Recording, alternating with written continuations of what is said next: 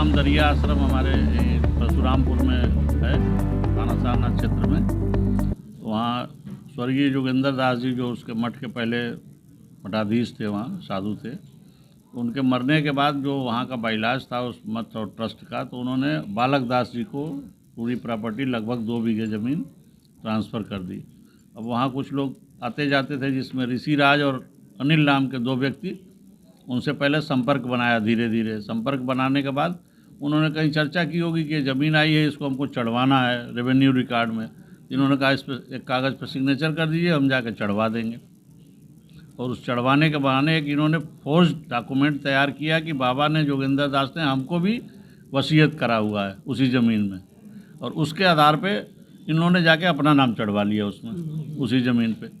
अब ये बात धीरे धीरे कहीं से उनको पता चली, जब पता चली तो उन्होंने कंप्लेन किया, उसकी जांच हुई यहाँ से पुलिस द्वारा, जांच में बातें सत्य पाई गई।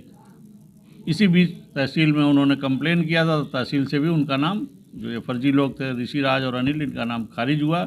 ये बात सत्य हो गई कि इनके द्वारा फोर्ज डॉक्यूमेंट तैयार करके उस ज़मीन को हड़पने की नीयत से एक फर्जी दस्तावेज़ तैयार करके अपना नाम फर्जी तरीके से चढ़ा लिया गया था। उसमें यहाँ नियमानुसार अभियोग पंजीकृत किया गया सारनाथ थाने में, और इंस्पेक्टर साहब के नेतृत्व में इनकी टीम ने इनको विवेचना के पश्चात जो साक्ष्य आए इनके विरुद्ध अभियुक्तगण के, इनकी गिरफ्तारी हुई है और इनको जेल भेजा जा रहा है। हाँ सर, बात की जाए तो कितने दिनों से ये प्रकरण चल रहा था? और ये जनवरी में अभियोग पंजीकृत हुआ है, उसके पहले ही इन्होंने खुरापात करी थी। और ये ज़मीन का वहाँ स्थानीय मूल्य जो है वो लगभग 2 करोड़ के 20 करोड़ के आसपास है, जो जिसका इन्होंने फर्जीवाड़ा किया था। हाँ सर, अगर बात की जाए तो इनके सिवाय और भी कोई इसमें संलिप्त है?